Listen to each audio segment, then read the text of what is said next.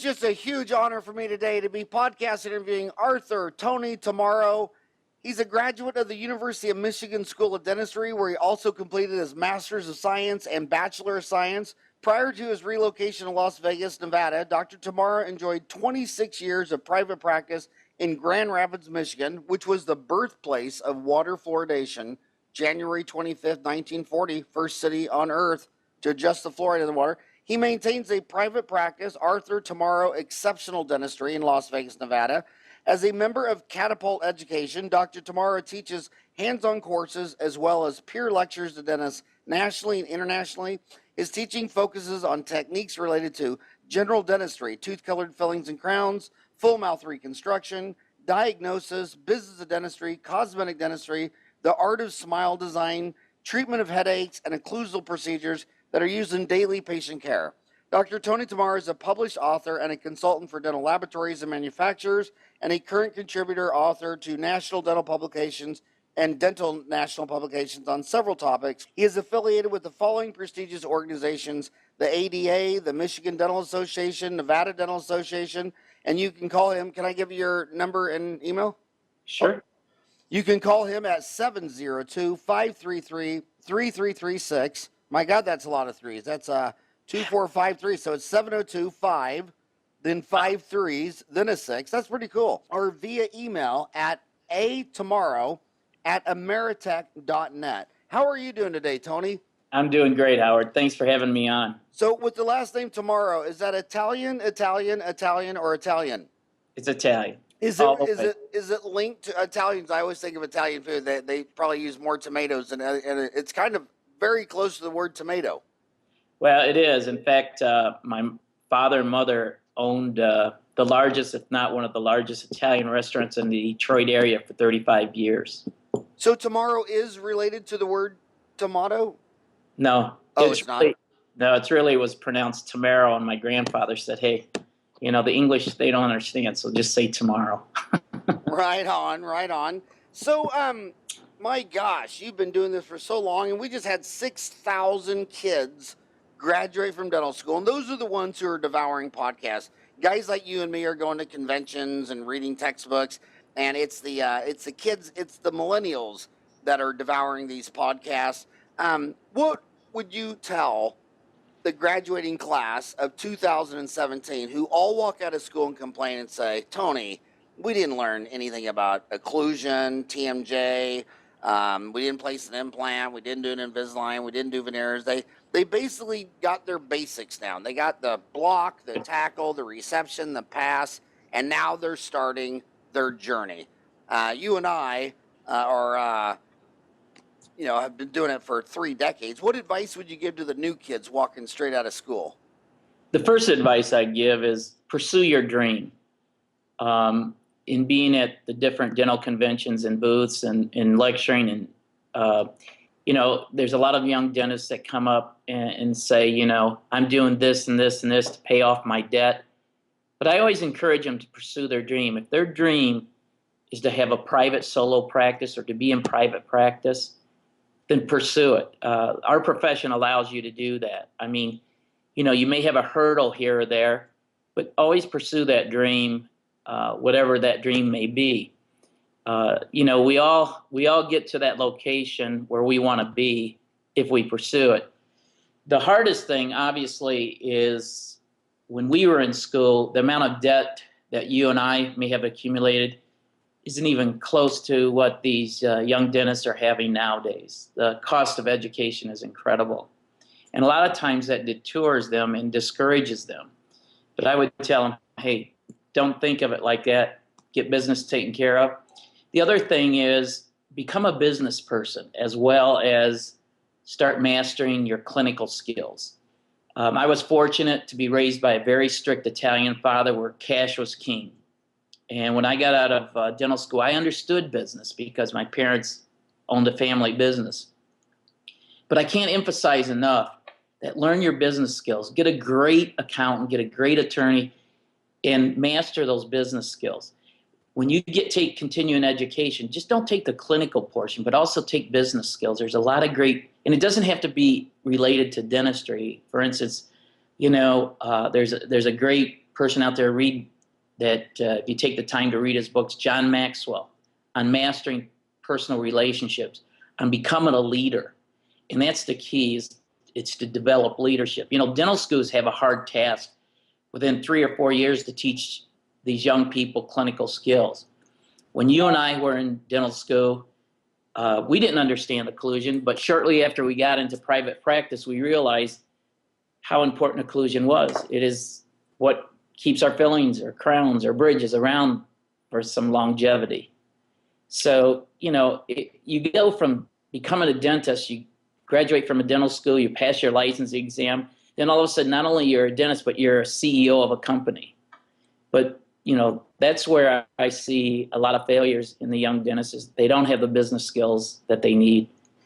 I want to ask you a question. You just said occlusion, and you worked with Bill Dickerson. You were an instructor, clinical director for a decade. And I just want to ask you a very bizarre question. If you asked 100 pediatric dentists, what do you guys argue about? They don't argue about anything.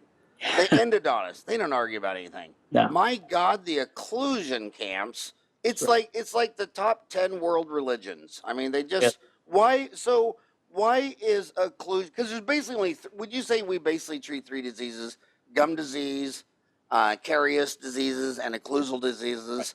And I don't think caries disease and perio is a little controversial with the laser. I know that the LANAP, you know, a lot of people talking about that. But gosh, would you agree that occlusal disease is the most controversial in dentistry? I would agree with you to some extent, Howard, and that is, you know, I also went through FACE, and coming from the University of Michigan, I was taught by Ash, Major Ash, and, you know, the quite famous periodontists there. But it's funny, I was having this conversation just last night with my lab technician, and it's, in a way, you know, we're in a profession where, and in all professions, I would say to some extent, there's always going to be politics. There's always going to be one person thinks one way, one person thinks another. My goal when I teach occlusion is to teach the dentist to at least recognize it is a disease. Unfortunately, when I have a new patient come in, I'll say to a patient after doing a comprehensive examination, has anyone ever shared with you how you're clenching, grinding, that you wear facets? And inevitably the patient will say, hey, I don't do that. And I go, well, these teeth didn't get this way just by chewing regular food. But back to the question, you know, I said to my lab technician last night, I said, what % of the cases you see in your lab are CO dentistry? And without hesitation, he said probably 9, and he does a lot of occlusal cases, probably 98% of the cases. So, you know, I've never done a survey, but let's say that there's 90%. So that 10% are occlusal cases, whether or not they're changing the bite or whatever they're doing. So we have this big separation, let's call it, amongst occlusal camps. And I respect all the camps, I really do. We have this big controversy for 10% of all the dentistries that's being done. And for me, that's a little foolish. Saying that, my key is to teach dentists, and also in my own practice, to recognize people come in with occlusal diseases. Not only that, but occlusion can affect the rest. Okay, I got to stop you. I'm afraid you're talking over their head when you said 90% was CO cases and 10% weren't. They might have missed that. Okay, so if all the dentistry that goes to the dental laboratory, I would say, let's say that 90% is centric occlusion. In other words, they restore the crown or the bridge or whatever it is to the original bite. So 10% is either done in centric relation or neuromuscular or whatever, you know, occlusal belief you have. The key is we want to address the disease, and that's what the purpose of education is. Now, if you're more comfortable doing neuromuscular, then all means do neuromuscular if you're getting a success. If you're more comfortable doing centric relation, then do centric relation. The question that comes up is the success of the case.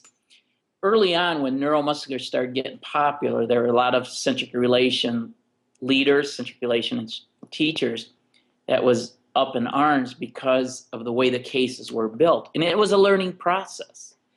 So, I've never chosen my friends. I've never gotten to the political scheme of things. I've never, taken it to that extreme where a lot of people do. But my key is, let's recognize that occlusion is a disease. It's a pathology. And when you go to treat a patient, try to do everything you can not to contribute to more of that pathology. There's a saying that if you're not measuring something, it's an opinion. So if you're treating a full mouth reconstruction case, a lot of people, if you ask the majority of the dentists, and I have done this, the majority of them believe, oh, I'm going to open the bite. But what they're not educated about is that, and orthodontists understand this extremely well, is there's an anterior posterior factor in the mandible. There's not only vertical, but there's pitch, roll, and yaw. So, to just jump in and to prep someone's teeth and put temporaries on and adjust them over a period of time, like is done quite often, and say, are you comfortable there? Then record that bite and have the lab fabricate it there. You're asking for trouble because you have nothing. You've already prepped the teeth. So if you take a very conservative and you either use some type of splint or some type of orthotic, and you see where that bite is going to end up, then do the reconstruction, you're treating them conservatively, plus you're going to dial in that bite without, wailing on any teeth, so to speak. So a couple questions on that. First of all, the neuromuscular dentistry was started by Dr. Bernard Jenkelson. Did you ever meet him? I did not. I'm pretty good friends with his son, Bob. And he wrote, tech scan? No, the K7, the Myotronics. But isn't that company called Tech Scan or? No, it's Myotronics. Myotronics. T-Scan is something different, if that's what you're referring to. It's Myotronics out of Seattle. Out of Seattle? Mm-hmm. So a lot of the kids listening might not even know what's the difference between centric relation and neuromuscular. Okay. So neuromuscular dentist, a true neuromuscular dentist, believes that there's a relationship between the central nervous system, the muscles, and the teeth. Okay. A centric relation occlusion doctor, to sum it up, believes, like respectfully Dr. Dawson, who's probably most recognized in this area, believes that there's a bone-to-bone, a joint relationship between the condyle and the positioning of that condyle. There's been many, many definitions over the years, but it's a position where they try to, they respectfully reconstruct if they're going to do any reconstruction, or they position the patient as their home for their occlusion, so to speak, to make it as simple as I can. Between, Pete Dawson, Tony, you, and Howard, me, you notice we're all bald dentists. Have you ever noticed that all the greatest dentists are all bald? Peter Dawson, you, and me. Is it just so obvious? I notice that every day. Ross Nash, come on. I've been mistaken. I have been mistaken at the Chicago Dental Show 2 years ago as Ross Nash, and I know Ross. He's a great guy. Ross Nash is an amazing guy. He is. And I said to Ryan yesterday, I said, hey, if you ever need me to step in for your dad, let me know. Oh my God! There's an endodontist in town here, same shape, size, everything, and he just laughs his head off. He says that sometimes that he's at the Arizona convention, someone will come up behind him and arm lock him and kiss him on the back of the head, and he as he turns around, he says, "I'm not Howard." They always say that grass doesn't grow on a busy highway, right? There you go. There's so many things that these kids, though, they're being bombarded. They come out of school and they're being told, you need to learn TMJ, TMD, occlusion. You need to learn Invisalign. You need to learn how to place implants. You need to be a cosmetic dentist. And they're bombarded with all these messages, and it's kind of that stair step. you got to take one step at a time. They can't take 1,000 hours of continuing education the first year out of school. Where do you think they should start? Walk them up to the second floor where you and I are sitting. Yeah, let's say we were just getting out of school today. One of the first places you need to start is in my lectures. The most important for me, not only the business skills, but learning to develop your people skills. You know, I was fortunate. My parents owned a restaurant since I was like 7 years old. We started with a carryout. I learned how to develop relationships. My love for teaching. I would say that for people, developing people skills, it helps you in every aspect of life, you know. And developing relationship. When I do a course on a new patient called Help, Where Do I Go From Here? It's all about people skills. One of the things I tease the dentist about is if you ever have an opportunity to take a 2 or 3 day weekend and work as a waiter or waitress, because if you think about it, a waiter or waitress has about 45 seconds to develop how much tip they're going to get on that job. You know, are they efficient? Are they that? But those people skills, I mean, if you think of the great restaurants that all of us have been in, a lot of times it is the people. If you think about the relationship between, let's say, a lady and her OB, it's her comfortability being with that person. It's all about people skills. And then the next thing is, depending where you're at that time in your career, is the business side. You know, dental school teaches you the basics, and there's some great dental schools. Most of our dental schools here are fantastic, and the deans are great. And I was fortunate enough to go to the University of Michigan, and, you know, we had great instructors. One of the things that does concern me today is the expectation from the students of the dental schools. It seems like, you know, perhaps you and I were there during what we call everything was done in gold. We did wax ups, we did this. I always go over the new technology. Earlier I mentioned you and I, we used to take our impressions with rubber base. If you look at the technology today and what is available, it's incredible. Where I think it makes dentistry much easier, and it's fantastic. It's great. If you look at our materials, you look at our composites. This is a guy here who said many years ago, we will never take those amalgams out of there and put this white goop in there. Eat my words once again. So I've learned to say never. But if you look at the technology, look at the scans. You can take and scan a crown prep, be at your lab in 10 minutes, have a 3D model printed, and have that crown back. And the fits are unbelievable. So my point is, as a new dentist, make sure you have good people skills. If you don't, learn them. People skills can be learned. Leadership can be learned. And that's the key, I think, to becoming a great dentist. Not only just the clinical side, but also the business side. And not just, when I say business, I mean learn how to develop that people skills. When a patient comes in, I have a saying that says, and I think I learned this from Omer Reed. For many of you who don't know, Omer is just an incredible person. But Omer said one time, and I'll never forget this, people don't care how much you know until they know how much you care. And that's a fact. Everything, I always tell dentists and lecturers, everything we do is optional unless infection's involved.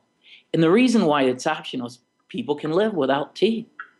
So when you take a look at it that way and you don't tell people, because people don't need anything, it's to be able to create that desire to want something and to develop that relationship. And it takes time. It takes a long time to do that and to master that. You know, it's funny, when you said rubber base, I instantly thought of the Star Wars movie when Ben Kenobi said, Obi-Wan Kenobi. Now, there's a name I haven't heard in a long time. Oh, my gosh. I don't think my brain has even gone to the word rubber base in a decade. Also, when I graduated in 87, our operative instructor, Dr. Moore, made us sign an ethical pledge that we would not do any of that new white crap bondodontist. And a bondodontist was a slang. When someone called you a bondodontist, it didn't get much lower than that. I mean, that was a bad word. And these young millennials still don't believe it, but when I was in dental school from 84 to 87, the entire faculty openly badmouth the oral surgeon that was placing implants and ramus frames and subperiosteals as the butcher, Right. the quacks. When I opened up in 87, there was this one dentist that was placing a ramus bars and subperiosteals, and people openly said that he should have his license taken away and all this stuff. And Right. now it's all mainstream. So I always like to remind, that was 3 decades ago for me. That was 30 years ago. 30 years ago, this May 11, I graduated school, and I would like to tell millennials that keep an open mind. You don't know it all. All your colleagues are doctors. They all have 8, 10, 12 years of college. I have 9 years of college. What may seem heretical and crazy and insane today could be mainstream tomorrow. And physicians, dentists, and lawyers have a intense way of shooting whoever climbs the highest up the telephone pole. Right. And A lot of I think it's Omar Reed. And Ryan, we got to get Omar on the show. Omar Reed, I mean, I think he was probably misquoted more than anybody I know. I mean, he used to say in his lectures that I heard in 87 that dentists, when they're doing a crown prep, they drill, rinse, dry, drill, rinse, dry, look, drill, rinse, dry, look, and he says, damn it, the burr's only touching it for 90 seconds. If you know what you're doing, cut the damn burr in 90 seconds. Instantly translated to, he's the worst dentist in the world. He only spends 90 seconds on a crown prep. It's like, and when I started lecturing, Omar told me, he says, I just want you to know that 99% of all the quotes that will ever be associated with you, you never even said. That's the way. Remember how they did that in kindergarten, where that you'd sit in a circle and the teacher would whisper something in one ear, and by the time it got to the end, everybody would start laughing because it wasn't even close. So tell us, if someone wants to get into, well, first of all, what's your faves on tooth-colored fillings and crowns? What do I know what my homies want. They're always emailing me. You should have asked him what he uses. This is no commercial. Right. You're doing this free. This is my free, silly, insane hobby that I love. This is my favorite hobby. But I know they want to know, well, come on, dude, you've been doing this for 37 years. What do you use for composite? What is your white crown? Well, again, it relates back to a long study, a career of studying occlusion. It really is dictated by occlusion. I have an incredible lab technician. I mean, I consider him one of the top in the world. Who is it? It's Bob Clark at Williams Dental Lab out of Gilroy, California. It's Williams Dental Lab. And Bobby, it's a lab of about 40 people. Bobby touches every piece of ceramic. So let's talk a minute. I just wrote an article for Voco on the Ormercer. It's organic modified ceramic. And this material is incredible. It's the first material without a monomer in it. It's not a composite.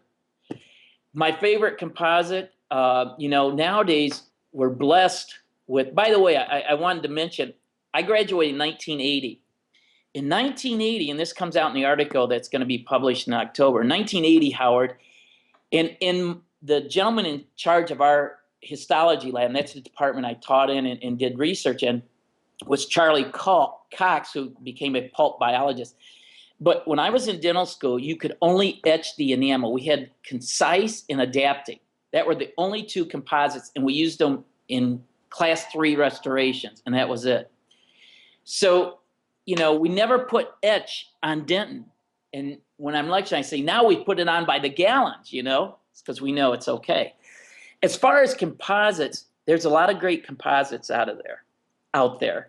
We're now in an age where the scientists and the research R&D that's being done, we can now use a material that is bulk fill, like in the posterior. So before we used to layer 1 to 2 millimeters and cure. Now we can go 4 or 5 millimeters, and it's unbelievable, and it doesn't cause the stress in the restoration. There's a lot of great composites. I like 3M's products. 3M made Concise, didn't they? Yes. Yeah. And who made Adaptic? I think J&J. Johnson & Johnson made Adaptic. Yeah. and I think, concise was 3M. yeah. Yeah. And So- where did you buy your rubber base from? Didn't it, Healthco? back in those days, we had so many multiple different dental suppliers. And that's the other thing when you see some companies like Danaher and them that have just bought all these conglomerates. Yeah, and the biggest distributor back then was Healthco Healthco was, when I took my Florida, out of Dallas. yeah, when I took my Florida license, I was licensed in 83, 84 in Florida. They flunked about 60% of the applicants. It was a 5-day test. But Healthco called me, and they helped me actually get a perio patient down in Gainesville when I took it. Living in Michigan, I thought, well, I'll spend the winters. I'll be a snowbird in Florida. So Healthco called me to let me know I passed. But, then we had and here was a lot of young dentists may not recognize, we used to save up for like the big, for us in the Midwest, we'd go to the Chicago Dental Show because that's when the sales were going to take place. So we'd buy all these burrs, all these impression materials in huge quantity with huge savings at these supplies, at these meetings. Nowadays, you don't even have to keep anything in stock pretty much. You just call and it's there the next day. Why did Healthco go bankrupt, I wonder? I have not, the competition usually, but, we had S&S White, you had Healthco, Patterson's still here. Shine at the time was, the combination of Shine was, what was it? I forget, Henry Shine, but anyway. But, my favorite composites, there's so many, GC makes a good composite. The one thing I do know is that when you decide to use a material, do a little checking on how much R&D was done. One of the things about 3M is that, they have their own R&D and they put out good products. They really do. And there's a lot of great companies. So you talked about that your lab is WilliamsDentalLab.com. Yes. WilliamsDentalLab.com. A lot of the young kids are saying, should I be using a WilliamsDentalLab.com or should I buy a chairside milling machine? Well, I have said, and by the way, for instance, my lab technician is all for that. It doesn't bother him that someone has a milling machine. If I were just coming out of school, or I reached a point after a couple of years I could afford it. You have to obviously, again, what's the return on investment, right? And I most likely would buy a milling machine nowadays. However, here's the problem. I'm in Las Vegas, and I've been blessed with some great patients. I get to do some of the performers, smile makeovers, whatever. And it has to do with what are the patient's expectations. When I do a smile makeover, whether it be 8, 10 veneers, upper and lower, full mouth reconstruction, their expectations are incredible. My crown, the anterior crowns, when Bobby does a smile makeover, they'll have anywhere from 5, 6, 7, 8 different colors. The translucency, the texture, so they don't look like chiclets. When you put this in, I want it to be able to people to say, is that real or is that fake? Well, let me ask another difficult question. One of the biggest problems that 25-year-olds have, right, that 55-year-olds don't have, is the patient talking them into doing something they don't want to do. They say, we need to paint this red. The patient wants you to do it blue, and then when it fails, then it's like, God, I didn't even want to do that. And it's tough to stand your ground when you're 25, when you've been burned 5 or 6 times. But what do you do about this specifically? When the patient wants, something that looks like a bunch of chiclets, on a straight line, bleach white, big, and she just wants some gosh darn chiclets, and the dentist is sitting there thinking, no, you don't. How do you handle that psychologically? Well, for me, who's buying the product? Okay, if it's not going to violate any occlusal issues, and the patient comes in, and I have had it happen. Now, there's certain things that you and I could probably write a book, all the number of years we've been in practice, where you're halfway through something, you go, oh my God, why am I in the middle of this? And that's just time. You learn that professionally as a time where you realize when you and I got out of school, we thought, okay, these are golden hands. There's no better hands. I have to let that patient know how much I know, not how much I care. We learn that's the wrong thing. And then you think, I have to treat every patient that walks through that door. No, you don't. You know, sometimes, and that's when a new patient comes in our office, and I have a great team, I spend the first hour, probably the first half hour easily interviewing that patient because I want to find out if it's a good fit. Now, you can't always tell that, and we've all been there. But if I get into a cosmetic case where the patient says, I want the absolute whitest teeth I can get, I don't have a problem with that. As long as they realize, and I go over this with them and I have them sign a release, these will probably look fake. But, you know, I have a patient right now that I did 10 on top, 10 on the bottom, and she's a top hairdresser here in town. And she wants the mesials of the anterior teeth, 7 through 10, to be square. We know that's not feminine as rounded. But she says, no, I want them square. Now, the key is here in this situation, I can always round those. But if a patient is asking you to do something and you know, not that it's a preference for you, but you know it's going to somehow end in the failure of the case, I won't do it. If it's a preference that they want on color, shade, shape, whatever, they have to live with it. It has my name on it, but that's their choice. They're paying your bill. I don't want to be crude or crass or rude or anything, but there was a great movie about this looking fake. You know, these are going to look fake. Do you remember the documentary, the docudrama movie, Breast Men, that had David Schwimmer and Chris Cooper, an all-star cast? Do you remember that? I don't remember that. It's one of that's the guy from Friends, right? Yeah. And it was an amazing movie because back then in the days, I mean, that movie was started the invention in the 1960s, and down in Texas, all the women wanted them just crazy big, and now that's kind of gone, and now, you know, that's Except in Vegas. Except in Vegas. But it was a really great movie because these doctors, their peers in the hospitals would say that is way too big, and they would say that's what they want. In fact, that lady, I had to take her old ones out and put new ones in, and that was crazy times. Then Dow Corning got sued, and it was a neat movie.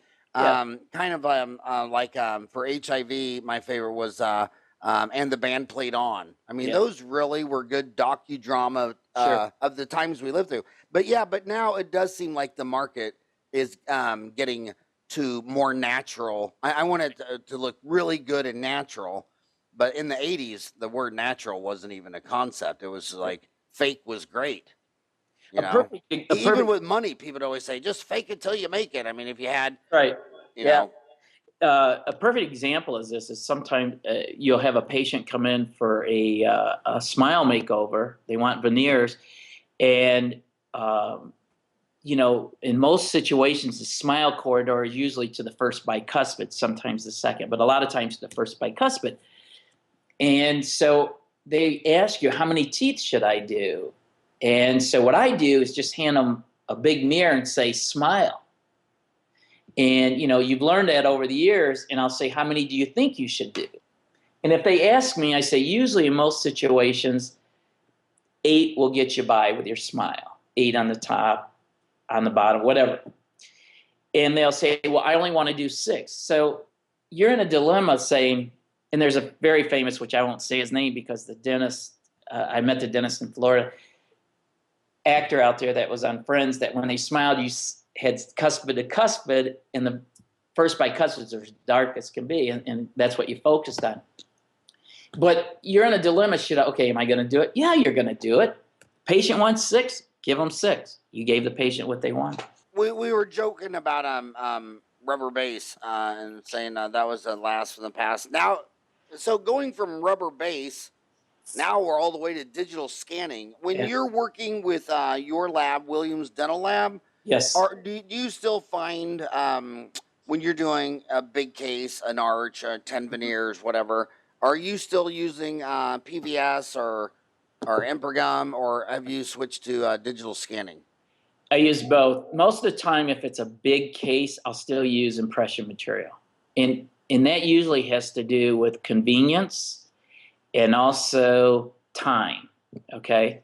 Now, I'm doing a study right now, and so far I have about 20 single crowns where I'm taking post-operative x-rays. And our impressions, I'm very proud, are just beautiful. They really are when we do a single prep.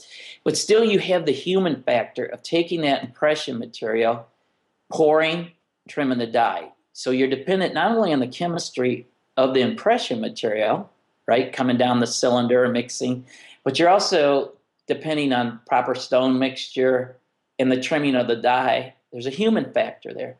Whereas with scanning, it's like a video, and it's 3D printed. It sees exactly what's there, you know?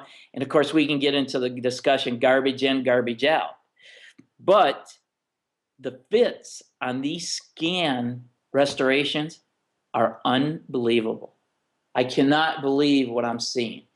Because as you look down on the prep, sometimes your enamel, if you're doing a shoulder, a modified shoulder, chamfer, is a little bit thicker in an area, and there'll be, when the lab technician I have found sometimes trims that away, and you go to seat the crown, it's perfectly seated, it's a perfect crown, but there'll be a little bleep of enamel you'll see on the x-ray.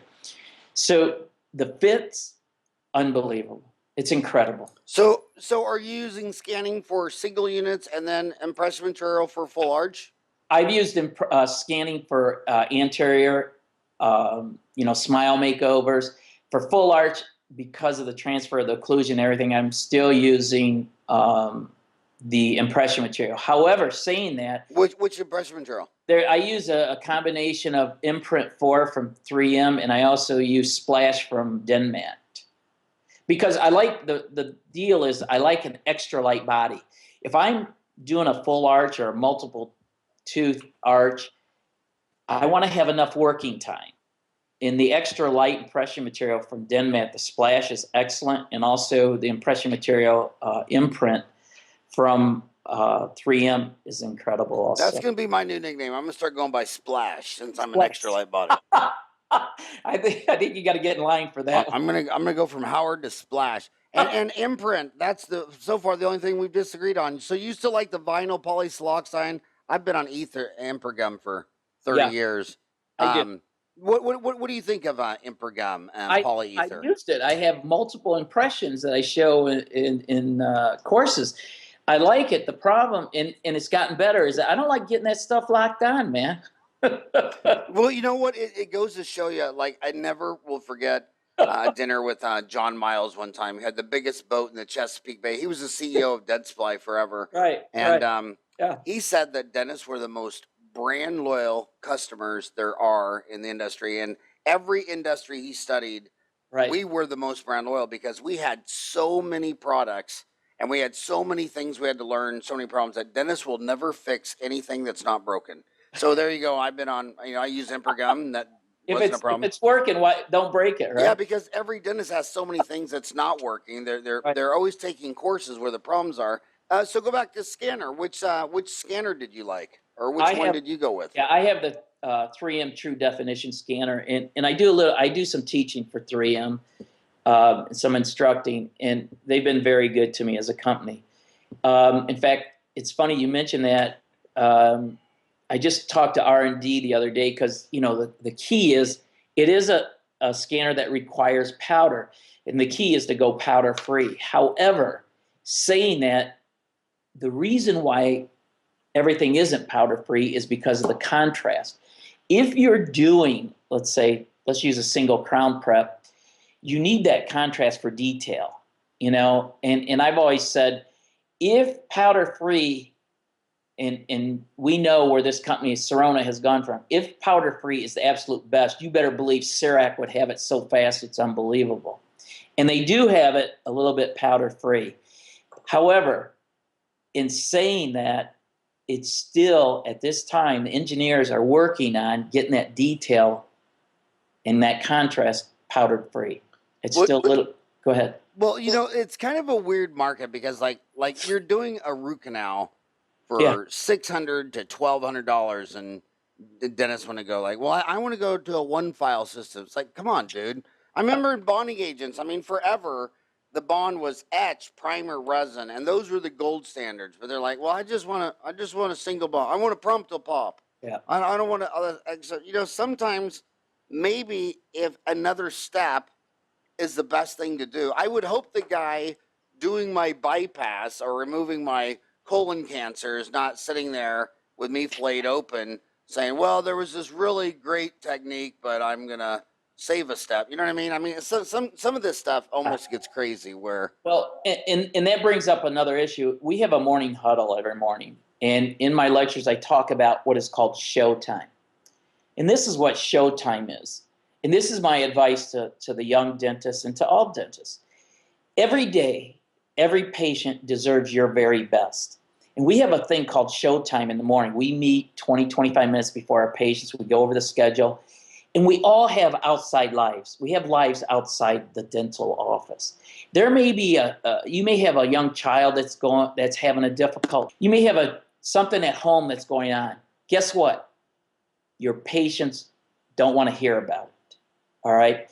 And it's just like you mentioned, and I use this example. If I ever have to have bypass surgery, you better believe, and I want that cardio surgeon to have the best day of their lives.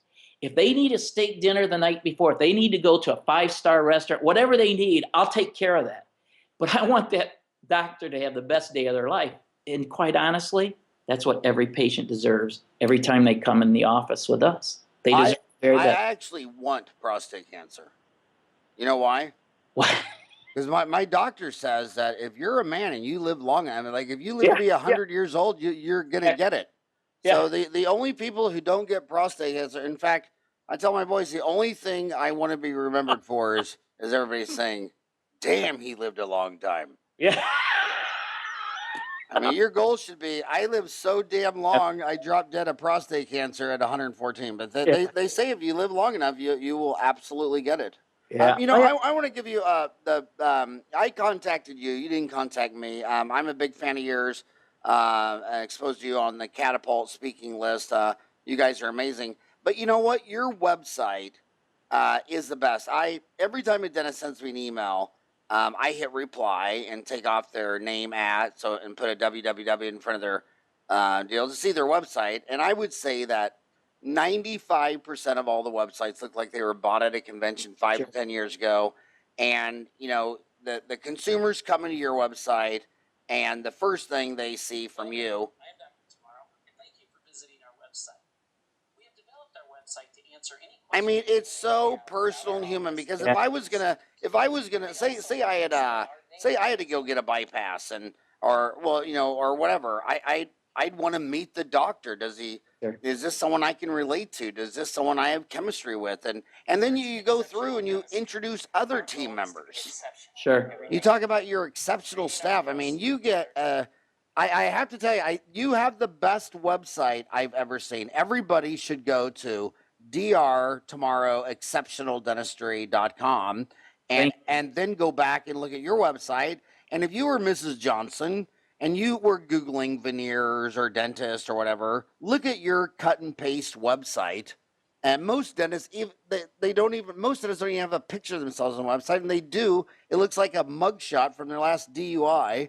And here you have a video, and you just seem so confident. I mean, I watched that video. It's like, this guy knows what he's talking about. And I would trust him to do whatever he says he's going to do.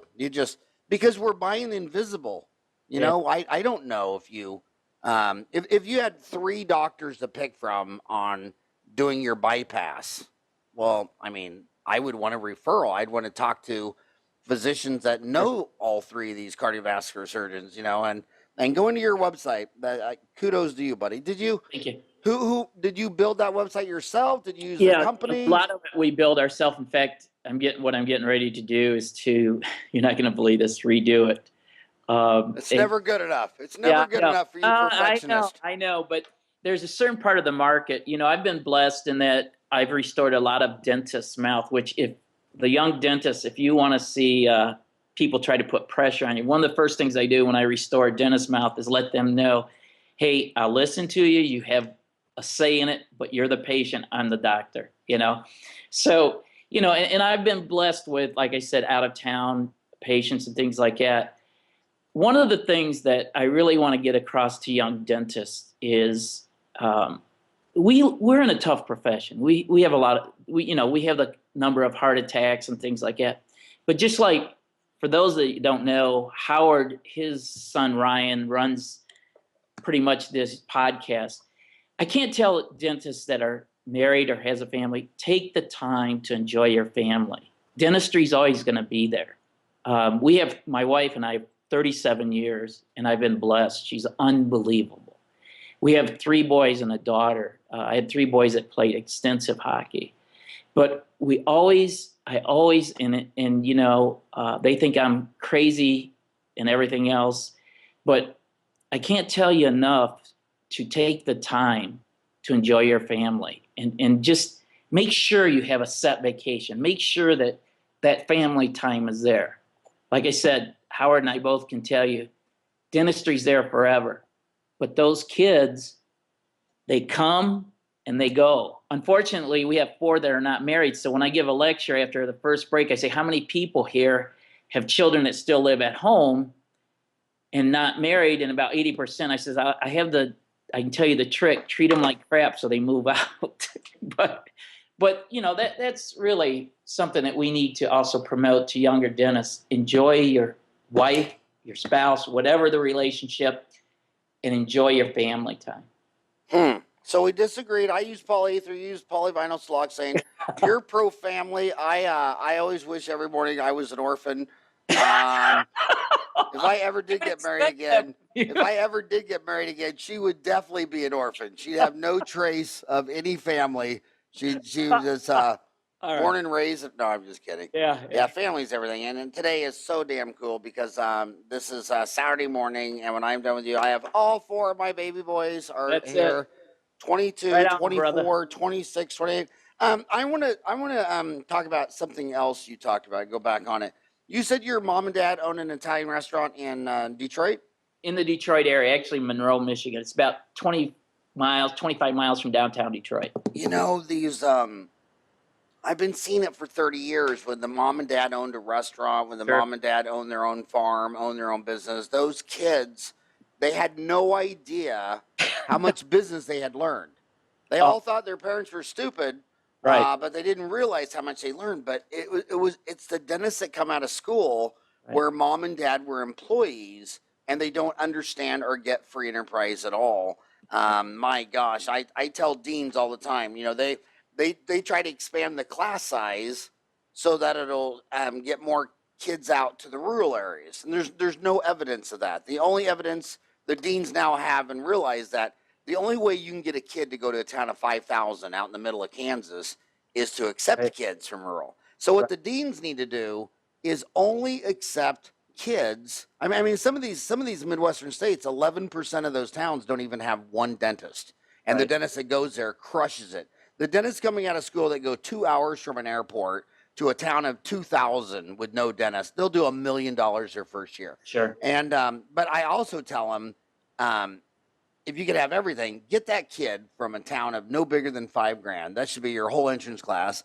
Sure. And pick the kid whose mom and dad own the farm, own the store, own the business, own the dry cleaner, own the restaurant. So my question to you is, what would you say to a graduate just walked out at 25 years old and she had a stay-home mom and her dad was an employee in a manufacturing shop? How does she learn free enterprise? How do you crash course the business of dentistry?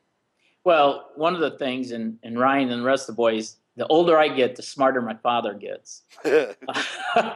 So, you know, if this young dentist was raised in that situation, my wife, we met a number of years ago. We met in Yuba City, California. She was volunteer working on migrant workers. We had an agreement when we have children that we wanted, and it's our lifestyle, it's our decision, a stay-at-home mom, kind of the model back in the days when you and I were growing up. But that's our decision.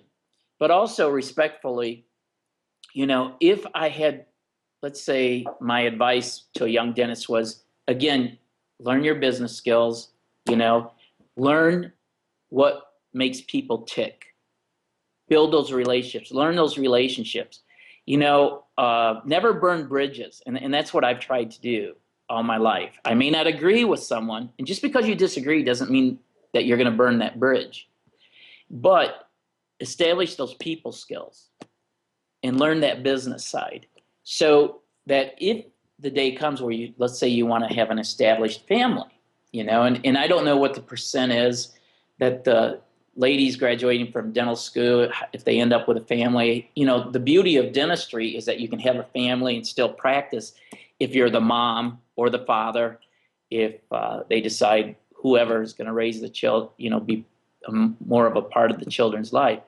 You can still, the beauty of dentistry is you can still do dentistry on your level, you know. You know, birth rate is plummeting. Yeah. I mean, at the end of World War II, you know, just 1945, it was 5.5 kids a family. For Yeah. our generation, the baby boomers, 1 in 4 had no children. They Yeah. say the millennials, it's going to be 1 in 3, and a herd of humans needs about 2.3 kids per family just to maintain the herd. And if you took the 20 richest countries in the world and backed out immigration, they all have contracting populations. Sure. Japan is plummeting the worst. I mean, you already have several countries telling young girls if they have a baby, they'll get a economic subsidy every month. Yeah. So I'm guessing probably a third of the women dentists will probably never have a child.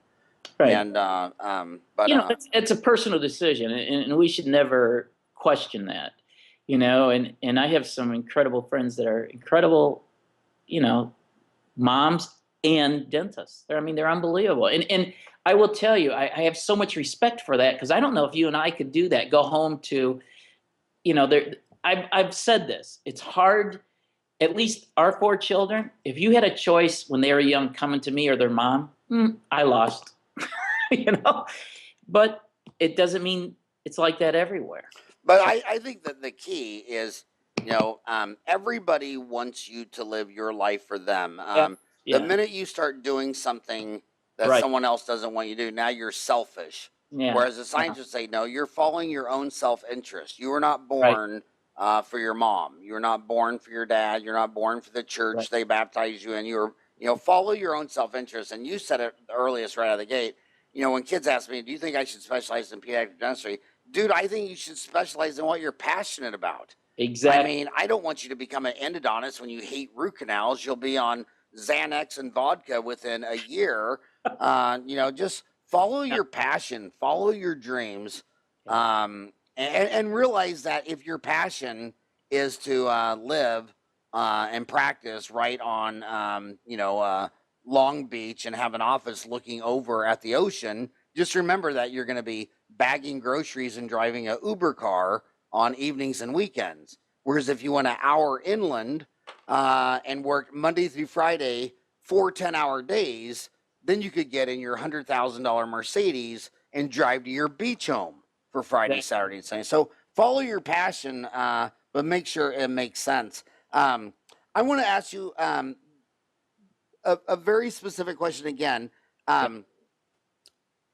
A lot of them think I have to learn. You know, think of a restaurant. I have to learn how to make all these dishes because I got $350,000 student loan. So a lot of them think they're going to go out and learn how to place implants, do Invisalign, do sleep apnea, be a cosmetic dentist. You know, do all their endo, treat children, and there's a big belief system that they're going to go out and have to be a super dentist, which I think is frightening because I think all my endodontist friends say, God, it's hard to just keep on up on endo. Every periodontist and oral surgeon I know that places, you know, implants every day says, God, I can barely keep up just on bone grafting, let alone on dental implants. Sleep apnea, are you kidding me? That's like an entire sinus. TMJ, occlusion, migraines. That's, I mean, gosh darn. Do you think she can be a super dentist? Do you think she can be all things to all her patients? I don't think any of us are. I often say you have to have a PhD in dental materials nowadays just to keep up. But it's a situation where, you know, getting out of school, just master the everyday general dentistry. Just get that down. You want to take some CE, but I think you said it earlier. What are you passionate about? When you first get out of school, if someone would have told me I was going to be passionate about occlusion and cosmetics, I would have said, "Are you nuts?" You know, I'm happy just doing gold work and amalgams, you know. And then I really got an interest in endodontics. Actually, I had a choice between Boston Endo School or coming to Las Vegas, you know, and so, you know, it's what you're passionate about. And again, this is the beauty of our profession. You can decide if you want to see patients from 2 a.m. to 6 a.m. on your schedule. That's the beauty of dentistry. You can do that within the law, you know. But if you decide that you want to just do crown and bridge, or you just want to do composites or general, you know what? Don't let anyone talk. And you hit it earlier.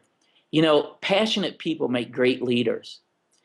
And when I look back on my career, I mean, we have all tried. I went through Hilt Tatum, who was an early implantologist. Every year we had the Alabama study group of implantologists. These are people that were placing implants back in the 50s, you know? And so, you know, like you said earlier, these people, they could have been arrested.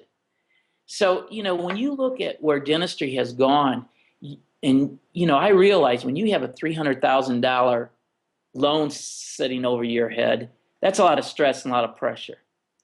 But you know, how do you eat an elephant? As we all know, one bite at a time. Find out what you're passionate about. Try different things and establish your niche. And you know what? Don't let anyone, and this is good advice, don't let anyone pressure you into doing something you don't like to do. When I raised my children, I said, listen, you got to love what you do. My kids know there's days I'd rather be duck hunting, pheasant hunting, or fishing, but my kids know I love to go to the office every day that I can go there, you know, and I've been blessed. But you have to love what you do. If you don't love what you do, don't do it. You know, you have that choice. Yeah. And the other thing, they have that $350,000 student loans. Another thing they do, a huge error, is they take on every case, and taking on every case is fun for growth and opportunity, especially if you have a lot of friends in your zip code that you can run cases by, you know, Sure. friends that you're going to lunch with and all that. But where you're always going to screw up is when you don't have chemistry with that patient, and you sense, okay, this is a weird person, this is a bizarro, and this is a crazy person. And I'm not saying that it's almost always a woman, but it is. And you know, she's got her crazy eyes, she's got her crazy expectations, she's telling you everything she hated about the last 3 or 4 dentists, and you're like, yeah, this doing upper 10 veneer case sounds really cool, and you realize this is someone you're not going to please. This is a crazy lady. Right. And even though that $10,000 sounds real fun and cool, it's going to be the biggest nightmare you've ever had. You know, the biggest mistake that I see dentists do when they're doing full mouth reconstruction is they see the payday at the prep time, and they hurry the occlusion where the occlusion could be. Not only that, but as young dentists, establish those relationships with specialists, whether it be a good periodontist, a good endodontist, a good oral surgeon. Also, like in our town, we have Seattle study groups. There's groups that, you know what, when a case comes along, you can go to these groups or these people and say, hey, can you help me out on this? What do you see in this? You know, and there's mentors that you can always find. I mean, you think about the mentors that we've had over the years, and how many great people have promoted dentistry and what great people have done for dentists. But also, it works both ways. You know, one of the things is I love getting a referral, which we do, from our oral surgeon, our endodontist, and our periodontist. Because once you establish that confidence and it's a learning procedure, you'll get patients back too. So it works multiple ways. You said Seattle Study Club. Yes. So who started Seattle Study Club? Oh, I know, and I can't. Michael Cohen. Yes. And his son, I podcast interview, is David Cohen. He's a practice broker in Dallas. We did a podcast of him buying and selling a dental practice. The whole time I just thought, that is so damn adorable that his father, a periodontist, started the Seattle Study Club. And there's his boy wonder, selling dental. I just love to watch the circle of life. And that is another very interesting thing about dentistry. Once you go into dentistry, like when you go to dental conventions, okay, so you've known this lady for 10 years and she's at the 3M booth. And Right. then when she quits or moves over, she's always at the booth across the aisle. Nobody in those conventions, nobody who ever works for a dental industry leaves industry. It's a cottage industry. It's a family. If they worked for one dental lab and in 10 years something went wrong or they moved or whatever in another one, it seems like it's kind of like the Hotel California. Once you check in, you're never going to leave. It's a great industry. I mean, you're helping patients, you're doing surgery all day, you're getting them out of pain.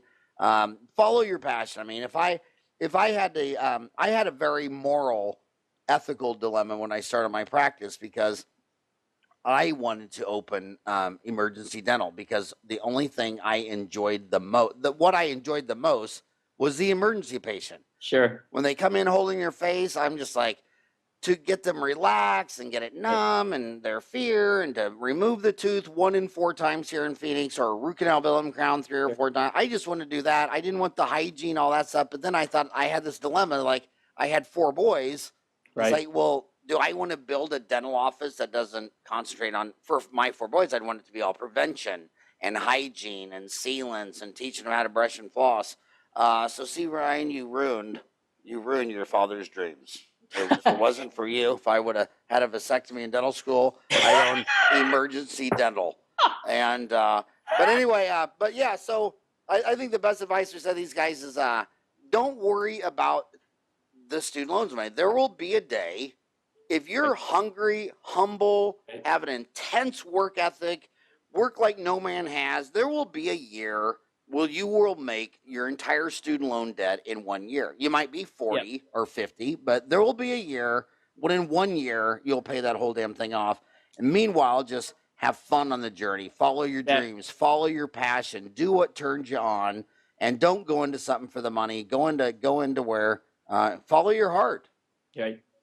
And there's something that I need to say here before we sign off, and that is I always tell dentists that do what you love to do and the money will come. But also, I just want to pay kudos to you and what you've done with Dental Town and everything else and making not only the dentist aware. It's like some dentists get upset when they see these whitening booths at the mall. And I always tell them, don't get upset. They're making people aware of cosmetic dentistry, But I want to say to you, thank you for what you've done for dentists, you and your family, and what you do in making people aware of what's available to young dentists, to existing dentists, to old dentists, but to organize, a forum where you can go and ask questions and get multiple answers and you're just making dentists think. And I want to thank you for doing that.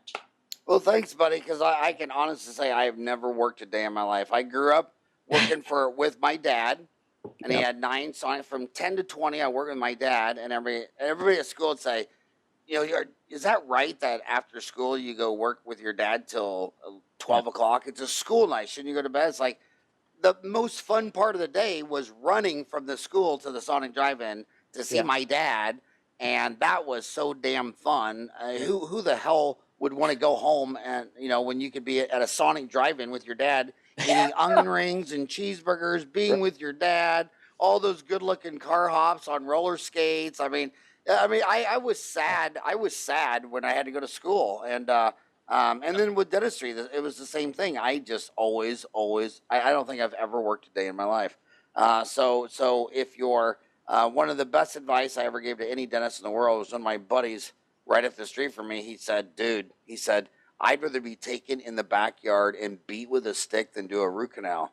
I said, Bob, they're called endodontists. They're endodontists. You can't afford to do something you hate. He's like, but it's $1,000 and insurance pays 80%. I said, dude, if it takes a smile on your face, you're not going to make $1,000. You're going to lose millions of dollars, your health, your stress. You can't go in and hate dentistry. And I have the same rule with staff. You never ever give someone a paycheck on the 1st and the 15th that you can't stand. I mean, if you can't stand this person, you don't pay them to stay in your room. Right. And no one's right or wrong. It's just chemistry. Yeah. I mean, everyone's different, and just don't ever do a procedure you hate.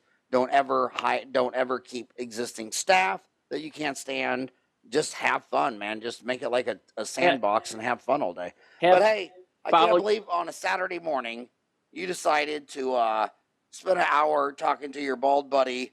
But I'm telling you, thank you so much for One on a last Saturday thing- morning. One You last bet. thing, and that is, listen, I'm right here in Vegas. My offer to you, no, I don't want a penny, is to give a lecture at the Dental Town meeting here in Vegas. It's about a 15-minute drive, and I'd be glad to spend hours with any young dentist. We can talk about new patients, art, smile design, whatever.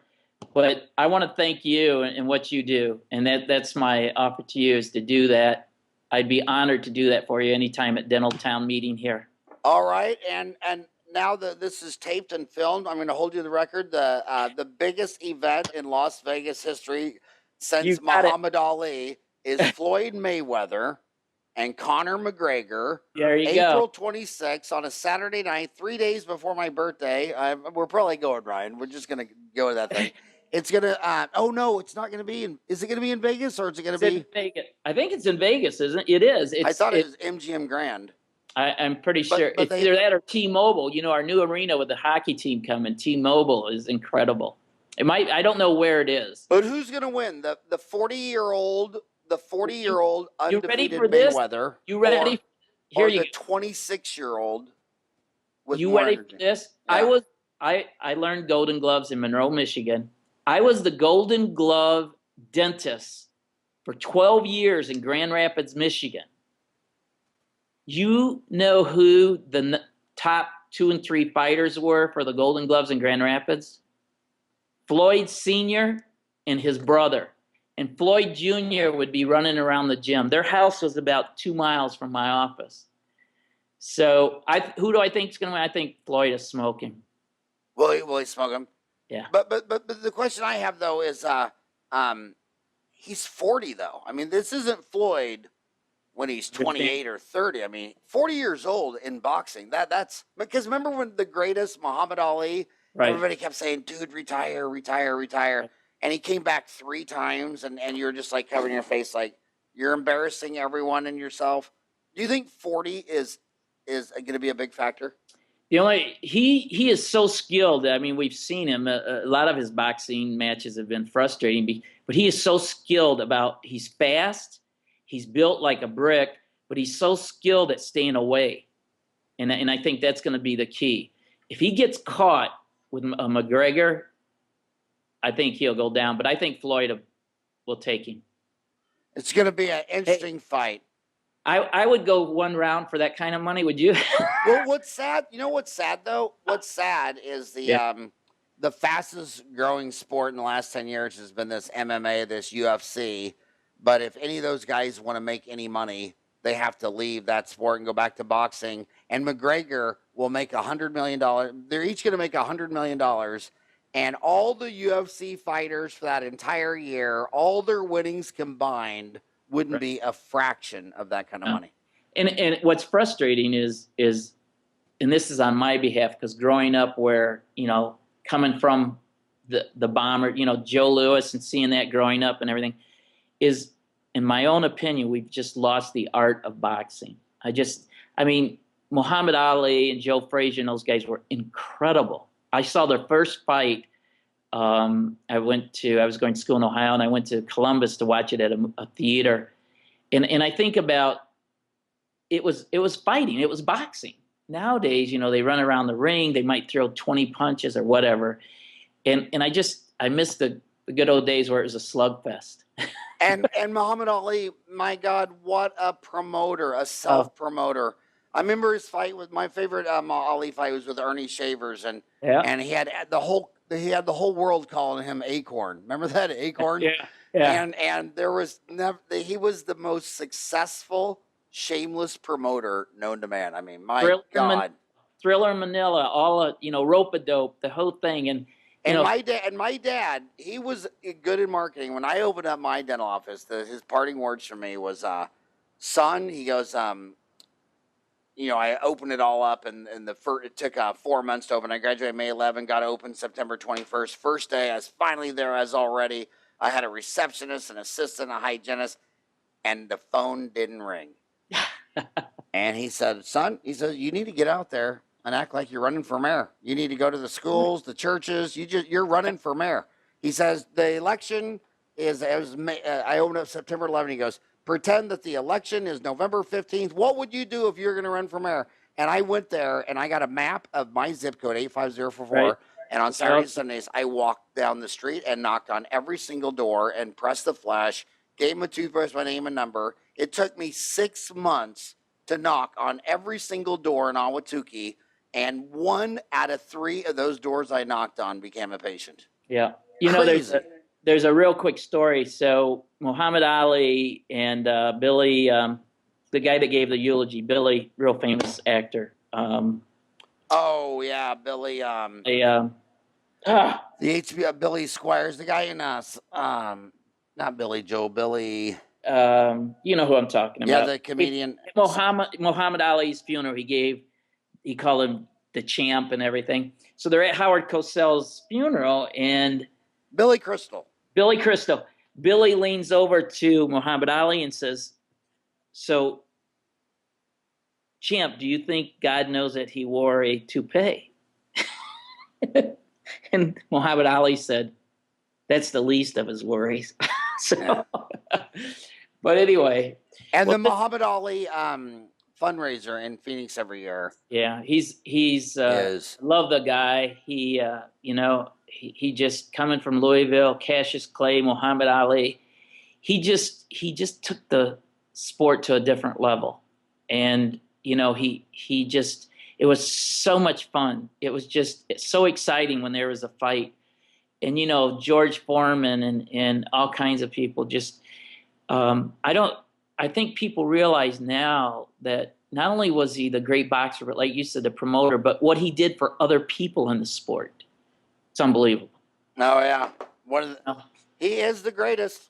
All right, my friend. Thank you so much for spending a Saturday morning with me, Tony. Have a rockin' hot Father's Day. All right, you also. And Ryan, thank you. And don't forget, when you're in Vegas, you call me.